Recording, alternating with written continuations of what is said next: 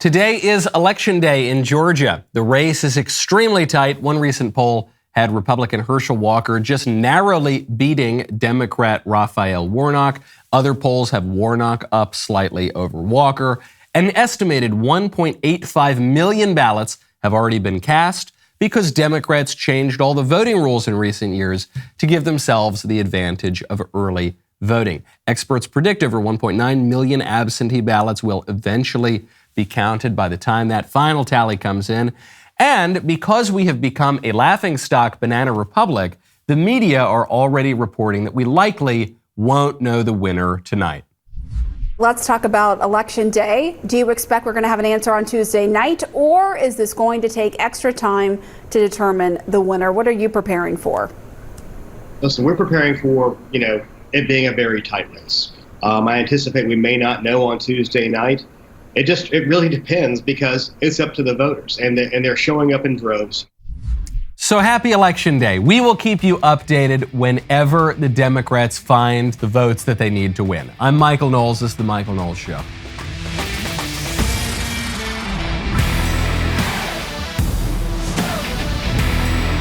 Welcome back to the show. My favorite comment yesterday is from Hunter, who says, Michael said it's Iran.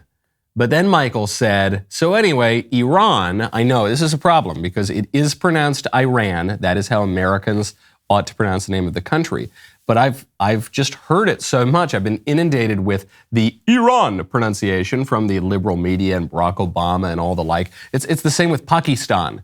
The libs pronounce it Pakistan, and then they somehow convince you that that's how you're supposed to pronounce it. They get in your mind. They control your words. They control your mind.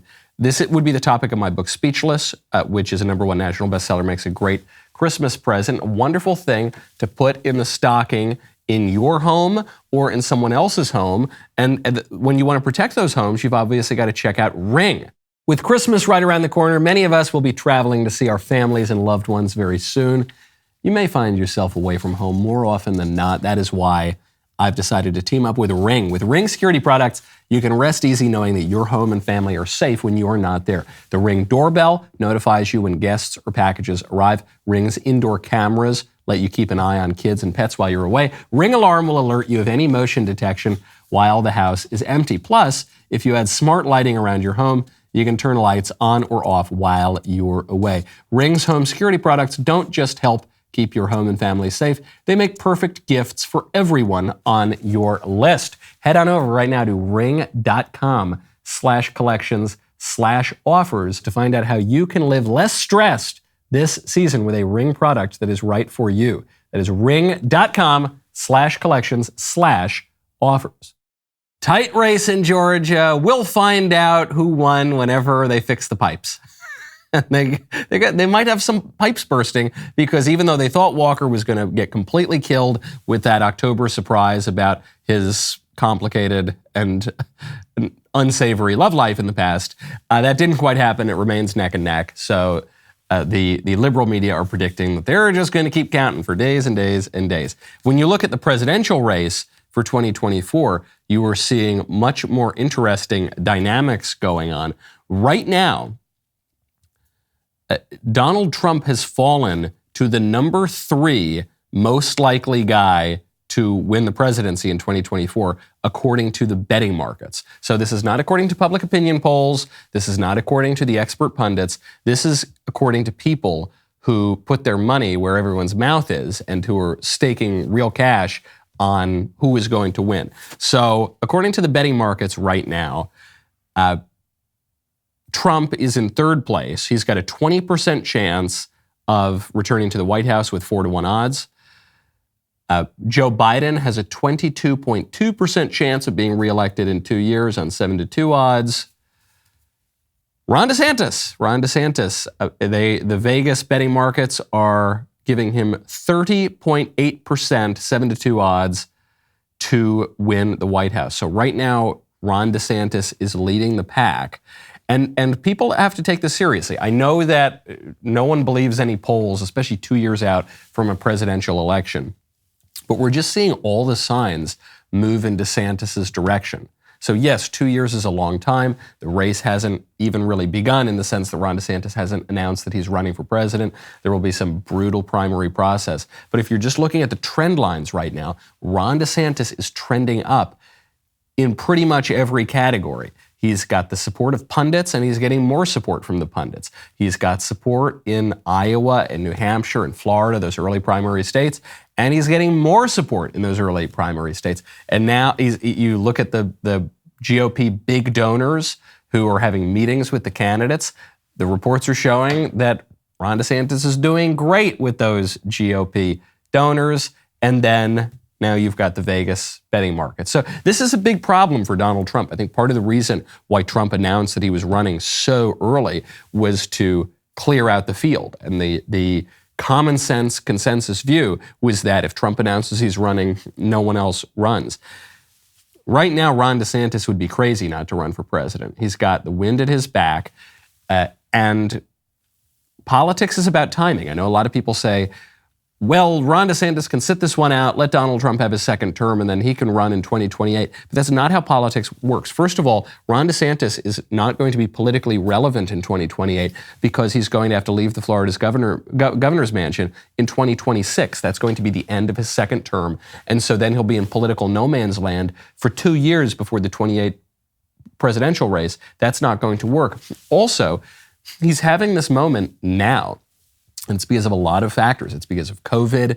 It's because of the great job that he's done as governor in Florida. It's because of what the other governors and senators are or are not doing in the GOP that has allowed Ron DeSantis to really rise to the top of the pack. Ron DeSantis was an unremarkable backbencher congressman, okay? The guy's been in Congress, or the guy's been in politics, rather, for a long time. And this is true of everybody in politics. You're just kind of there until maybe you get your moment. And when you get your moment, you've got to strike. Think about Tucker Carlson. Tucker Carlson has been in political media forever. Tucker Carlson's been in political media since the 90s, okay? I don't remember watching TV news when Tucker Carlson did not have some kind of presence. But he wasn't considered the big power player until just a few years ago. And now all of a sudden, this is his moment in political media. Same thing for Republican politics. And right now, if I'm Ron DeSantis, I am thinking that all the stars are aligning. Now, as you know, I don't really get too involved. I know that every pundit in the country seems to have picked a candidate already. I have not done that. I love Donald Trump. He's my favorite president of my lifetime. I think the guy is just fabulous. I really admire what Ron DeSantis has done down in Florida. I think that there are plenty of other candidates who could make good GOP 2024 candidates as well.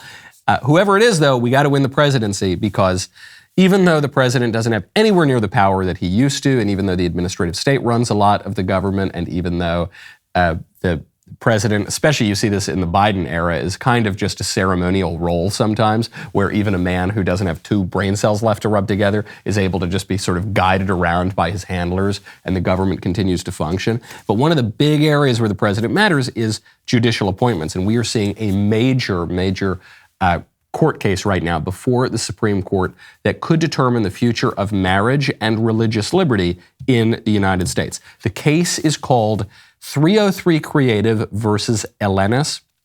This is a case about a woman named Lori Smith, who is a Christian website designer. And so Lori Smith decides that she's going to get involved in making websites for wedding announcements. You know where this is going. She is based in Colorado. You know where this is going. It's the same state that persecutes Jack Phillips, who's the owner of Masterpiece Cake Shop, because he doesn't want to participate in so-called gay weddings. Well, Lori Smith decides, okay, I'm going to make wedding announcement websites, but I'm a Christian, and so I am not going to participate in a so-called gay marriage, which violates my religious beliefs. The libs sue, the LGBT lobby sues, and now this case makes it all the way up to the Supreme Court.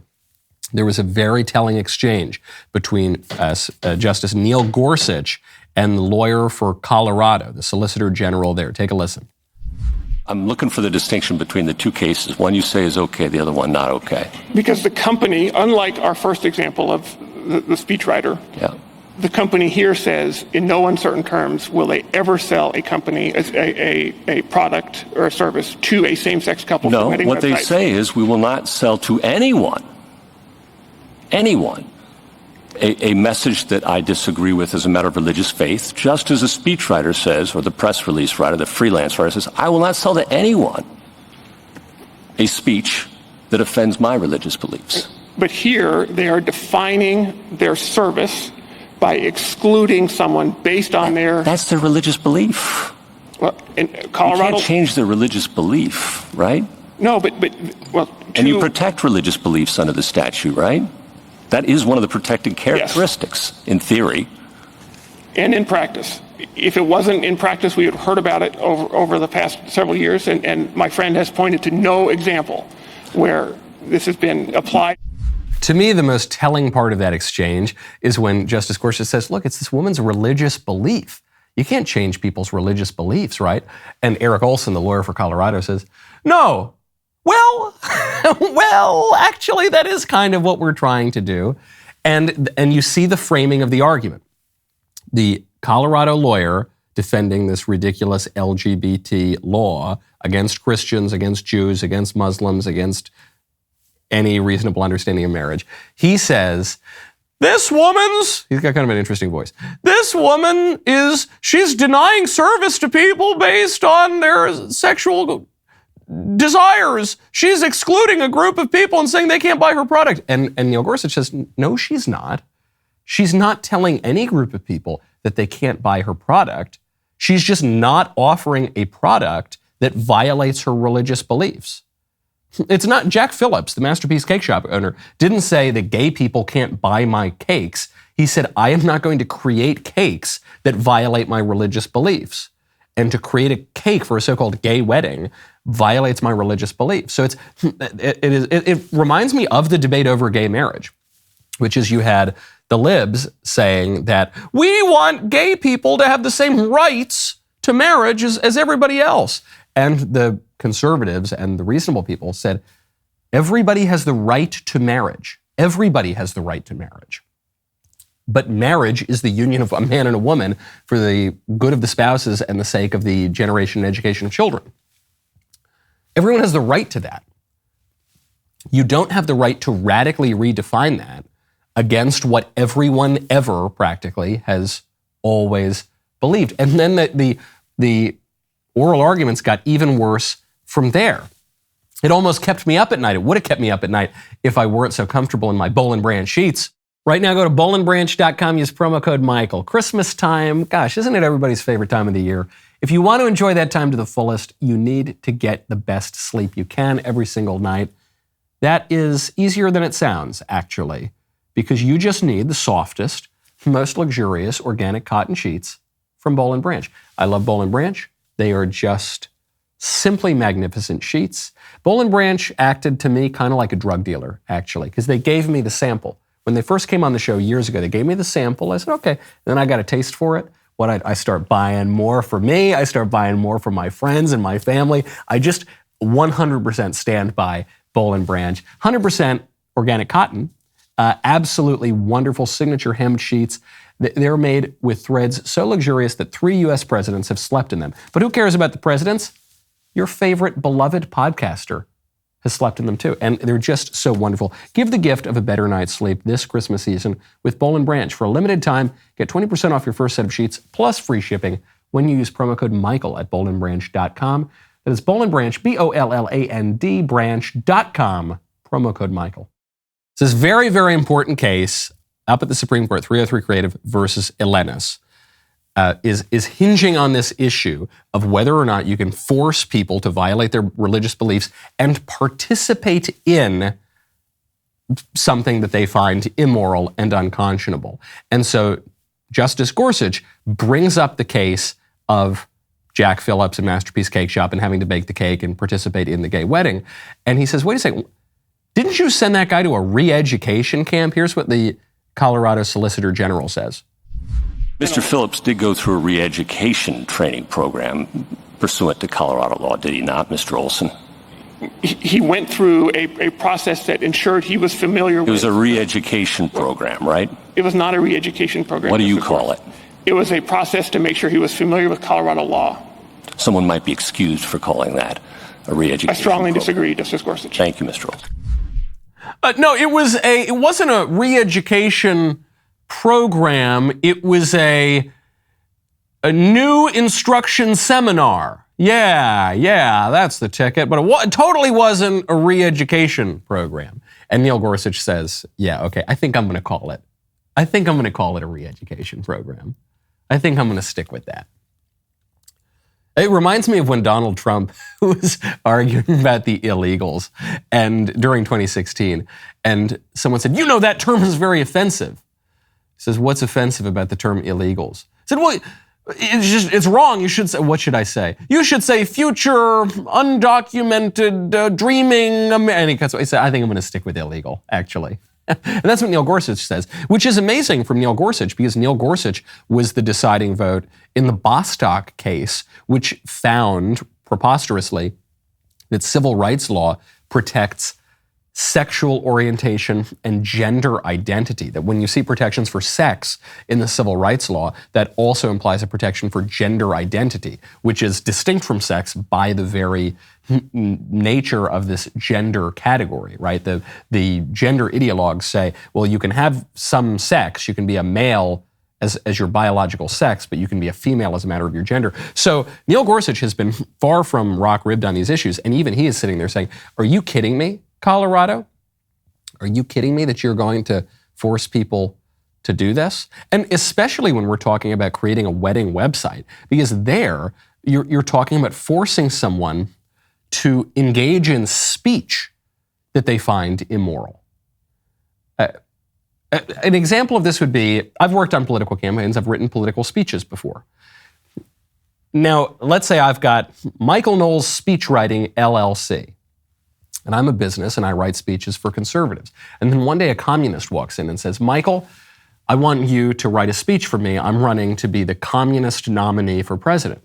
And I say, well, sorry, Mr. Communist, but I'm a conservative, and so I'm not going to write a speech extolling the virtues of communism. And then I get dragged before the Supreme Court. And they say, this man has discriminated against me. He has refused me service. This is a horrible example of bigotry. And then the lib justices say, Michael, you're forced to use your speech, use your faculties of reason to participate in this communist campaign. That's what we're talking about here. You are forced to use your speech and your skill and your time and your labor to violate your conscience at a very, very deep level. And so Neil Gorsuch is calling this out. Unfortunately, the newest justice on the Supreme Court, Ketanji Jackson, did not call it out. She was clearly on the side of Colorado. What I'm asking you is, I have a public business. I'm a photographer. My belief is that, I'm doing It's a Wonderful Life scenes. That's what I'm offering. Okay? I want to do video depictions of It's a Wonderful Life. And I'm knowing that movie very well. I want to be authentic, and so only white children and families can be customers for that particular product. Everybody else I'll give to everybody else. I'll sell them anything they want, just not the It's a Wonderful Life depictions. I'm expressing something, right, for your purposes, that speech. What about, what's the other step? It's speech, and I can say anti-discrimination laws can't make me sell the It's a Wonderful Life package to non-white individuals. I'd like to apologize. Previously on this show, I have said that I thought that Ketanji Jackson is a smart woman. And I've said this because she has 2 degrees from Harvard. That should have been my first warning, actually. And I've said this because she was a federal judge. And I've said, she's very, very confused, this woman, but I bet she's intelligent. I retract that statement. Hearing that babbling nonsense masquerading as an argument, I can no longer defend the claim that I am confident that Ketanji Jackson is an intelligent woman. I thought she was, but maybe not. I guess my other clue should have been when she couldn't define the word woman during her Senate confirmation hearings. What is this woman saying? She's saying, well, this case where a woman doesn't want to participate in a gay wedding, quote unquote gay wedding. I shouldn't even use the phrase because it's a contradiction in terms. And this is how the libs control your mind, is they control all the words you use, and they force you to accept their premises as a matter of your own speech. But this woman is being forced to participate in an activity that she finds immoral, and to do so with her own speech. That is not the same as saying, hey, gay people, you can't buy my pictures. Hey, black people, you can't buy my pictures. Hey, I mean, this is the silly notion that Justice Gorsuch disabused the Colorado Solicitor General of when he said, you're excluding customers based on some group characteristic. And he said, not at all. You're just refusing to participate in an activity. Now, if Ketanji Jackson had said, you're a photographer, you want to create realistic depictions of the movie It's a Wonderful Life, and you recognize that George Bailey is a white guy, so you're only going to cast white guys in these pictures to be recreations of It's a Wonderful Life. I guess then you would be discriminating on people based on their race. But one, that's already protected. It's called casting. Of course you can cast. If I go in to audition for the next Black Panther movie and they don't give me the part, I can't sue them and say, this was discrimination based on my race. How dare they not cast me, an olive-skinned Sicilian American, as the role of whatever the guy, I don't know what the guy's name is. It's not my cup of tea, okay? But no, of course that is already protected. And in that case, of course, by the way, the person you would be casting is not a customer, he's an employee, and you're allowed to discriminate when it comes to employees, especially if their appearance matters. And no one's arguing otherwise. It's just the argument, either Ketanji Jackson is much, much less intelligent than I thought she was, or they're not even attempting to make a convincing argument. And it could be the latter, because this was at the heart of the gay marriage so-called debate, was the libs never had that debate. The debate was always over what is marriage. And the libs never had that debate. They just begged the question, they assumed their own conclusion, and they said marriage is the union of any two people that I say it is a union of. And so now the question becomes, who has the right to get married? And it seems that Ketanji Jackson is doing exactly the same thing here. Now, speaking of weird sex stuff, there are protests right now in 20 cities not over the redefinition of marriage, not even over the transgender stuff, which is the next stage of that part of the sexual revolution, over Balenciaga. You remember the Balenciaga campaign? We've talked about it on this show, and I keep bringing it up because I don't want this story to get memory hold. Balenciaga, a very, very high-end luxury fashion house that has celebrity relationships with every famous person under the sun, certainly all the big prominent libs who go to the elite parties. They pushed advertising campaigns that sexualized children. Little kids in them frowning, looking unhappy, holding S&M teddy bears.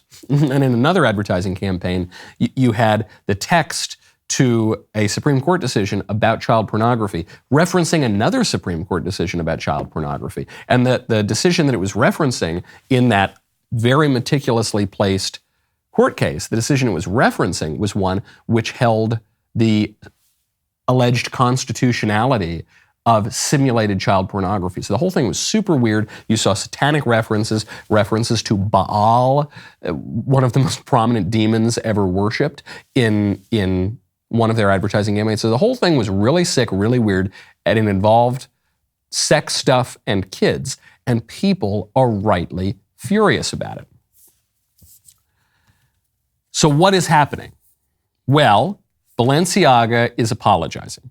Balenciaga tried to do damage control right away.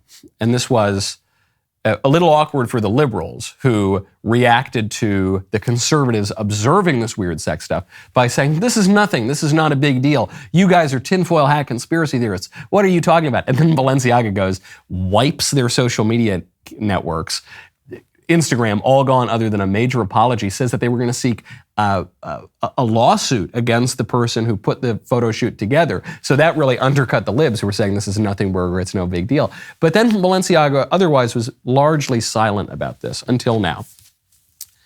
Demna Gvasalia, is a Georgian fashion designer. He's currently the creative director for Balenciaga. Super tight with Kim Kardashian. He's collaborated with Kanye West before. Kanye, oddly enough, during his sort of performance art presidential campaign, continues to wear Balenciaga clothing, and I think actually defended this guy, Demna Gvasalia, even amid his seemingly extremely super-duper far-right campaign. He's defending Balenciaga and all these kind of weird liberal creative types who are pushing the kid sex stuff, which is very, very strange. But regardless, that's just a little bit of a footnote, but a strange footnote on the story. Demna says, I want to personally apologize for the wrong artistic choice of concept for the gifting campaign with the kids, and I take my responsibility. It was inappropriate to have kids promote objects that had nothing to do with them, the 41-year-old posted. Okay, just want to push back a little here. They were holding teddy bears. So the teddy bears happened to be wrapped up in this weird S&M leather sex stuff. But you can't say that the object they were holding had nothing to do with them. The object they were holding was a teddy bear, which has a lot to do with little kids. Part of what's so creepy here is not just that there were kids in the ad, but that the kids were holding a kid object that had been sexualized. It's weird that the kids were in the ad at all, but just the fact that a little teddy bear was being so sexualized, that is also weird. So that's already making me think, hold on, wait, what? You want to apologize for the artistic choice of concept, but now it doesn't seem like you're being totally honest if you're saying an S&M teddy bear has nothing to do with kids. He says, as much as I would sometimes like to provoke a thought through my work, I would never have an intention to do that with such an awful subject as child abuse that I condemn. Period. Now, this is another little weird thing. I just noticed this now in the way the sentence is written. He says, I would never do it with such an awful subject as child abuse that I condemn. He doesn't say I would never do it with child abuse, comma, which I condemn, which would say I condemn child abuse per se. He says, I would never engage with an awful subject as child abuse that I condemn. The difference being that because he's not condemning child abuse as a category, there might be some kind of child abuse that he does not condemn. It would be like saying, I'd hold up a blue M&M and I say, these are the M&Ms that I love. I love the blue M&Ms. The other M&Ms, the jury is out. Or I could say, these are the M&Ms, which I love. That would say, I love these M&Ms. Is Demna Gvasalia thinking that deeply about the syntax here? I'm not so sure. But that is just kind of weird taken in the context of the whole statement. Because then he goes on. He says, I need to learn from this, listen, and engage with child protection organizations to know how I can contribute and help on this terrible subject. I apologize to anyone offended by the visuals, and Balenciaga has guaranteed that adequate measures will be taken, not only to avoid similar mistakes in the future, but also to take accountability in protecting child welfare in every way we can. Again here, you see kind of a fake apology. I apologize to anyone offended by da-da-da-da-da. That's the lamest kind of apology you can make. When you say, hey, I'm sorry if you were offended by what I said. No, that's not an apology. You can't apologize for the way someone feels. You can only apologize for your own actions. So you can say, I apologize that I put this together. I apologize that I did a thing that is offensive. We didn't say that. Apologize to anyone offended, and I guarantee we'll take steps to protect this in the future. And then in conjunction with this announcement, Balenciaga said that it would drop its $25 million lawsuit against the marketing agency North 6, which put this together. This, too, shows you that Balenciaga bore much more responsibility for the campaign than they wanted to admit. Why are they dropping the lawsuit? They're dropping the lawsuit because it wasn't just some random marketing campaign that they hired that went off on their own and did this crazy thing that Balenciaga condemns. They're dropping the lawsuit because they know that Balenciaga was itself involved in the campaign. They're dropping the lawsuit because Balenciaga's creative director is saying, yeah, I had an artistic vision and that wasn't great. That's why they're doing it. If Balenciaga really thought they could get $25 million from this marketing firm North 6, they would do it. But Balenciaga is not going to bring the lawsuit. Why? Because they don't want to go through discovery and because they think that they're going to lose the case. And now Balenciaga says, we're gonna donate instead to organizations focused on protecting children. Oh yeah, and also this whole apology comes 2 weeks after the fact. 2 weeks after the fact, because the controversy hasn't died down, because there are protests in 20 cities. I would not I do not accept this apology. I do not believe this apology. I think this is crisis communications, major damage control. It does not seem sincere to me at all, and it seems like there is a lot more going on behind the scenes at Balenciaga, and I think people should keep pulling on that thread, because every single day, it seems, we learn something new about what's going on behind the scenes there, and it's really weird and creepy and freaky, and we should figure it out. Speaking of weak apologies, the incoming Democrat minority leader in the House of Representatives is issuing a sort of apology for being himself after 2 years of Democrats whining about the evil election deniers who are a threat to our democracy. The man himself is a denier of the election of Donald Trump. The newly elected incoming leader of House Democrats is a past election denier who basically said the 2016 election was, quote, illegitimate, and suggested that we had a, quote, fake president. Suggesting equivalence there with Donald Trump. What's your response? Well, it's unfortunate that Republicans have chosen to focus on me. House Democrats are going to focus on solving problems for the American people. But you did say that history will never accept Donald Trump as a legitimate president, and the Republicans are making quite a big issue out of that. What is your response? Well, here's the Republican playbook. Facts don't matter. Hypocrisy is not a constraint to their behavior. And in many cases, they believe that shamelessness is a superpower. My view of the situation has been pretty clear. I supported the certification of Donald Trump's election. I attended his inauguration, even though there were many constituents and others across the country pushing me and others to do otherwise. Well, hold on. Is Trump a legitimate president or not? Because I'm not getting an answer out of Hakeem Jeffries. He won't even answer the question now. He said when Trump was elected, this was an illegitimate election, he's an illegitimate president. Then he points out, well, I voted for the certification anyway. But then he continued to call Trump an illegitimate president. So which is it? If Hakeem Jeffries seriously believed that Donald Trump was illegitimately elected, then he should have voted against the certification of the vote, right?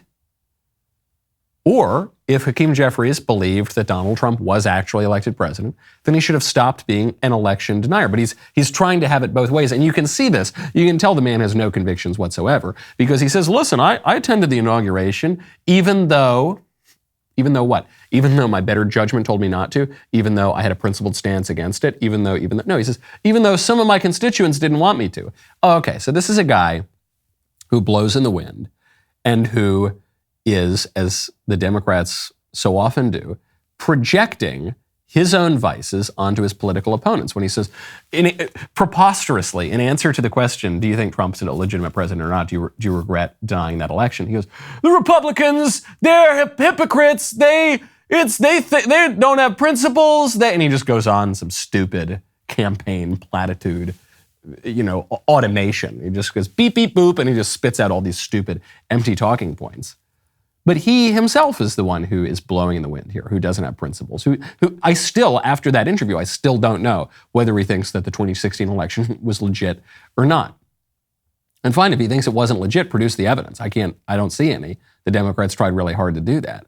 But he's just trying to have it both ways, and he's not actually apologizing. Really, really weak stuff. Now, speaking of rigged elections, you know that the Twitter files just came out about the ways in which the social media companies, Twitter in particular in this case, worked with the Democrats to rig the 2020 election. According to certain public polls, show that they may have played the decisive role by censoring the Hunter Biden laptop story. So Karine Jean-Pierre, White House spokesman, is asked about this. She says it's old news. We see this as an interesting or a coincidence, if I may, that he would so haphazardly, Twitter would so haphazardly push this distraction That is a full of old news, if you think about it. And at the same time, Twitter is facing very real and very serious questions about the rising volume of anger, hate, and anti-Semitism on their platform, and how they're letting it happen. And, the president said last week, more leaders need to speak out and reject this. And it's very alarming and very dangerous. Huh? Yeah, I get it. You don't like Elon Musk. You don't like the conservatives get to speak on Twitter. But what about the expose, which shows that the Democrats colluded with Twitter to censor the content that was damaging for Joe Biden? What does she say? She says, "Oh, that's old news." This is the Clinton playbook. This is going back to the early 90s, going back to the 80s. The Clintons, whenever they were confronted with a scandal, which is frequent for the Clintons, even by Democrat standards, what would they do? They would deny. Oh,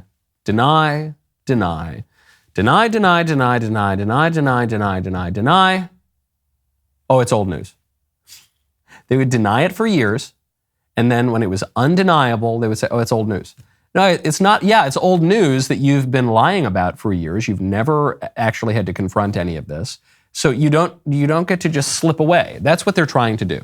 And this is the strongest evidence that what was exposed in the Twitter files is not a nothing burger. The fact that Democrats did their best for 2 years to cover it up, and now they're trying to say, well, it's old news. If it was old news, if it's no big deal, then why didn't you deal with it at the time? Because it is a big deal. And there's much more to come.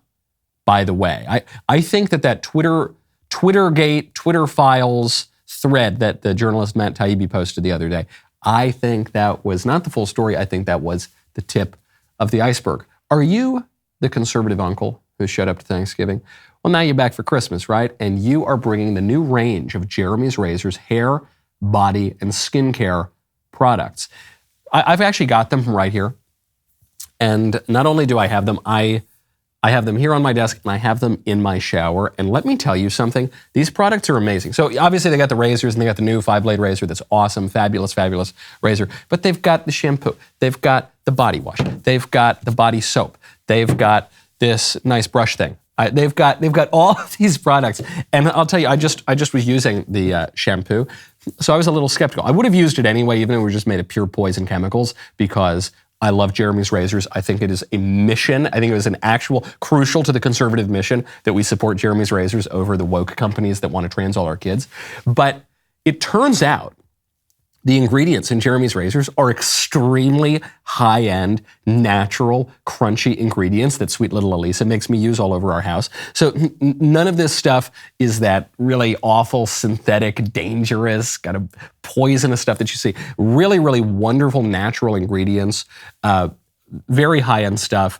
Our executive who is running Jeremy's Razors day to day right now happens to be, much like sweet little Elisa, an absolute obsessive about all of the natural good ingredients so the libs and the woke corporations don't poison us and turn the frickin' frogs gay and all that sort of stuff. So anyway, you got to go check it out.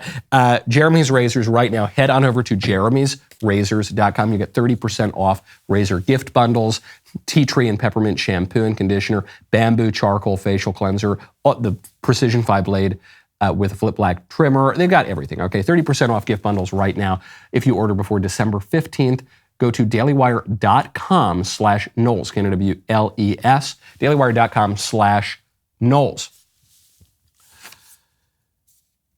The Matt Taibbi thread was the tip of the iceberg as far as I'm concerned, because we already know that the other social media networks have been pressured by Democrats to censor their content, to give Democrats an advantage and to harm the Republicans. One of the criticisms of the Twitter files thread is the libs are saying, well, there's no evidence that the government forced Twitter to do any of this stuff. It's not that the government, it was maybe the DNC or the Democrat, it wasn't a government. Well, now we've got some evidence that the FBI actually was involved. We know that Mark Zuckerberg said on Joe Rogan's show that the FBI called up Facebook and told them that there was this Hunter Biden laptop story and they should be very, very skeptical of it. And it was a big warning about allowing this story to spread. It was basically the FBI saying, shut down this story because it's going to hurt the Democrats. Well, it turns out, on another story damaging to Democrats, the FBI got involved as well. Do you remember the story of Tara Reade? Tara Reade is the former Hill staffer who accused Joe Biden of sexually assaulting her some decades ago. Apparently, Twitter now reveals, the FBI asked Twitter for this woman's personal information. Daily Caller has this report.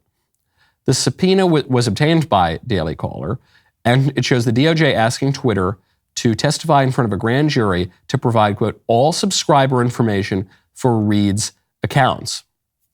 So that includes, obviously, name, logins, where she was logging in from, time on the site, credit cards, if she was subscribed, say, to Twitter Blue or something, or any of the other subscriptions where you would spend money on Twitter to promote ads or things like that. Very, very personal information. Why? Tara Reade says she has no reason why.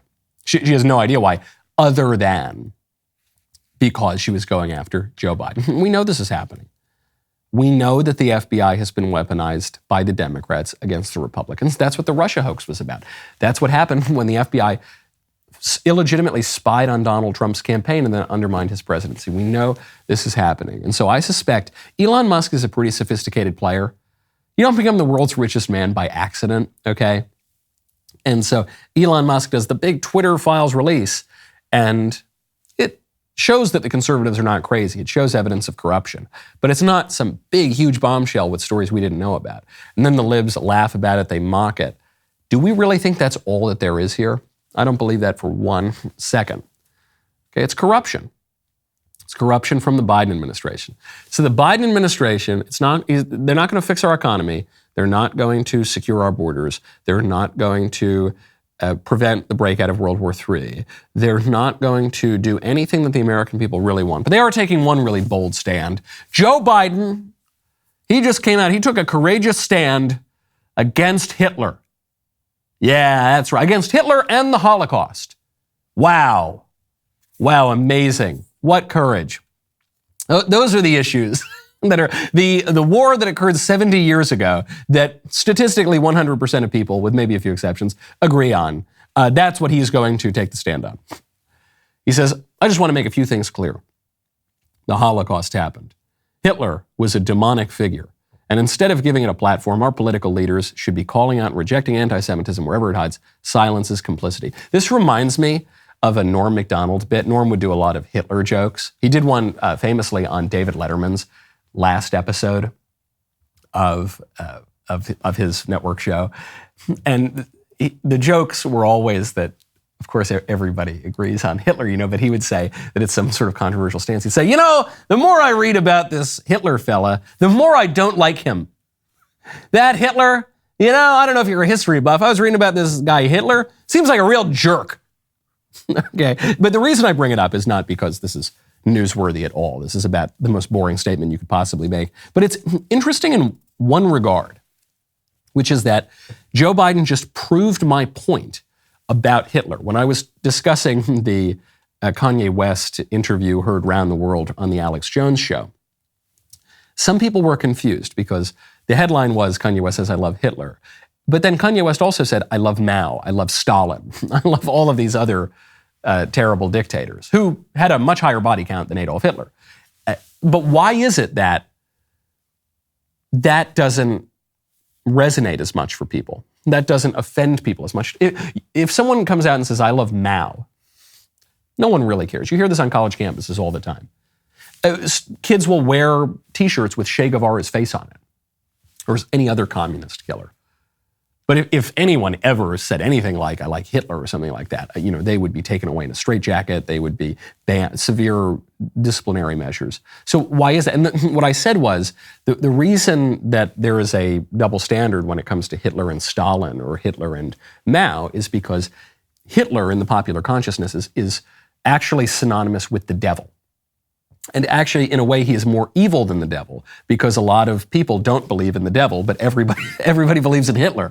And Hitler was incarnate. The devil is pure spirit, but Hitler was a person with flesh and blood who moved around in time and space. And so he has taken on in our language and in our perception, this synonymous character with the very devil himself, which is not true of Stalin and not true of Mao. No matter, you could say whatever, you could say that Mao and Stalin were worse. You could say that they killed more people, but that doesn't matter. That's not how we understand these figures in our collective consciousness. And Joe Biden just proves that. He says Hitler is demonic. But he wouldn't say that about any other evil leader in the world. And so that is why. And that is why Kanye's statement, I said, was in keeping with the three troubles that he's had in his public life, which is Kanye West obviously has mental disorder. He has said and done things that are disordered going back decades now. And Kanye West is so deeply contrarian that he always has to violate the next biggest taboo. You see this, you actually see this going back to Kanye West's music. When Kanye West entered the scene in hip hop, all the hip hop was this gangster rap, really violent, tough stuff. And then Kanye West comes in with those songs, 18 years, good morning, do, right? It's all this kind of poppier, lighter stuff. That was a violation of the culture of hip-hop at the time. It was very contrarian. Then he goes up to Taylor Swift, who's accepting an award. Taylor Swift, the most popular woman in the world, practically. He goes up and takes her trophy away and says, I'm going to give it to Beyonce instead. Huge violation of a taboo. Then you saw it when Kanye West said slavery was a choice. Then you saw it even more so when he put on the MAGA hat, which at that time was akin to saying, I support the devil, or I support Hitler, or something. And then now you see it with Kanye West going out and saying, I really like Hitler, or I love Hitler, whatever he said. The trouble for Kanye West now, and then obviously the third trouble he's got right now is this very public collapse of his marriage, which is the sort of thing that makes anybody go crazy, and especially if you've got other problems, it just is very, very challenging, which is why I said the reaction to Kanye, I'm not going to just castigate him and scold him and preen and virtue signal. I'm going to just say, pray for Kanye. He's obviously having a tough time. But right now, as Joe Biden is showing, what's the next thing for Kanye? He has violated the ultimate taboo. There is no further taboo to violate in our popular culture. So what does one do? What does one do when the shock value runs? There is nothing left to do that is more shocking in our popular culture. Now, speaking of Hitler, I do have to, what a segue. I have to get to the story about Time Man of the Year, because there's a lot of talk about who will be the Time Man of the Year. The potential candidates right now that were just floated on the Today Show: Ron DeSantis, Liz Cheney, Elon Musk, Janet Yellen, Treasury Secretary, Xi Jinping, Volodymyr Zelensky in Ukraine, the Supreme Court, Mackenzie Scott, for some reason, that's Jeff Bezos' wife or ex-wife, the Iran protesters, and gun safety advocates. Who is it going to be? Liz Cheney? Okay, give me a break. First of all, how's Liz Cheney going to be the man of the year? That doesn't make any sense. Although they've renamed it. Now it's the person of the year. Well, since I was the 2006 Time Person of the Year, I would like to place my bets. Ron DeSantis should have a good shot at it. He's had a better year than anybody in American politics. Liz Cheney, of course not. Elon Musk probably deserves it. He has been a figure of chaos and very important change to America's political order. He comes in and he says, we are going to reinstate Donald Trump's account. One of the biggest shifts in our political order was this idea that oligarchs in Silicon Valley were able to silence the duly elected sitting president of the United States. It's a major shift to the way American politics works. Elon Musk comes in and corrects that. I think he's got a really good claim to it. Yellen, no. Xi Jinping, I don't think so. The U.S. Supreme Court, maybe because of Roe v. Wade. Mackenzie Scott, of course not. Iran protesters, no. Gun safety advocates, what is that? Who's not a gun safety advocate? Who's a gun danger advocate? Nobody, so no. The one they're probably going to give it to, though, Zelensky, right? They're probably going to give it to Volodymyr Zelensky. He's lost some public favor in recent weeks because he keeps trying to instigate the West into starting World War III. And he also fired those missiles into Poland and blamed Russia, and then it turned out it was Ukraine. So that didn't work. But if I had to bet, I guess I would bet Zelensky. Now, we've got to talk about all sorts of manly things on the member block. Notably, we've got to talk about sperm. We have to talk about, so I didn't really want to talk about sperm, but my friend Cabot Phillips, you know Cabot Phillips here from the Daily Wire. He said, Michael, I want to come on the show and talk about sperm. How there's not enough of it these days. The men are atrophying. It's apparently a major problem in the country. So we will discuss sperm coming up. The rest of the show continues now. You don't want to miss it. If you're not a member, click the link in the description and join us.